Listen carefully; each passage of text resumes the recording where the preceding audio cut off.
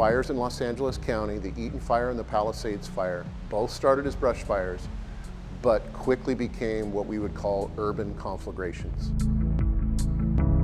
A couple factors came into play with the large fires down in Los Angeles. First and foremost was the weather. The Santa Ana winds down there are some of the strongest winds we have in Southern California.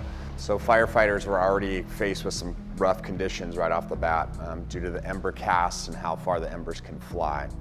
The county of Santa Barbara doesn't get Santa Ana winds, but we get a similar local variation of that called the sundowners. And so the sundowners can affect us and we can see significant wind.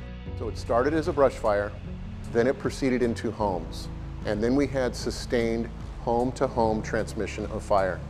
We had thousands of homes on fire at the same time.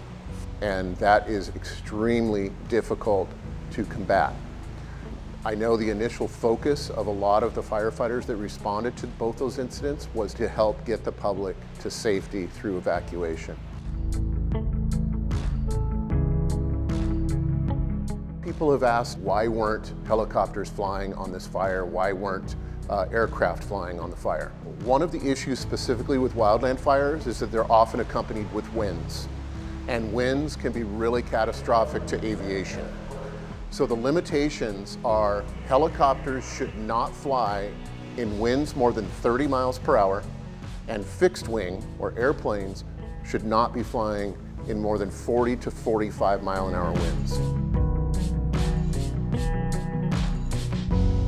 So as mutual aid, the name implies, it's a reciprocal agreement that allow us to respond across jurisdictions. We have local agreements with our fire departments in the county, we have state agreements, and we have federal agreements. So it depends on where the incident is. We might be going to Goleta on a local mutual aid agreement. We might be going to Northern California on a state agreement. The farthest I've gone is in the Cascade Mountains between Yakima and Seattle, Washington for a fire when I was dispatched on a federal agreement.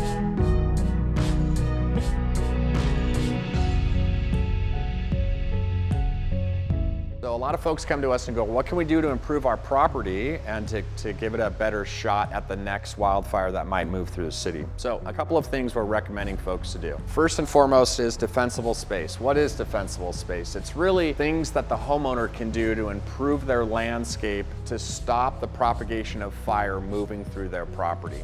Another thing folks can do is what we call home hardening. Home hardening is basically taking your existing structure and making it more fortified against the next wildfire that comes through. Things like covering your vent holes with a smaller mesh screen. It's removing vegetation and anything 5 feet away from your house. It really makes it a valuable asset to not only the people living in there, but also the first responders. Firefighters will literally drive down a street in a strike team and they'll look at homes and they'll go, yes, no, yes, no, yes, no. That sounds really harsh because what they're doing is they're actually evaluating if they can make a stand at a house or not. They can actually make a reasonable stance at a house that's a standalone house that has home hardening and defensible space and say, yeah, we can actually save that house. But more importantly, it's really to save their own lives too. Safety on incidents is always paramount. There's nothing more important than the firefighters and the safety of the public. That is our primary job.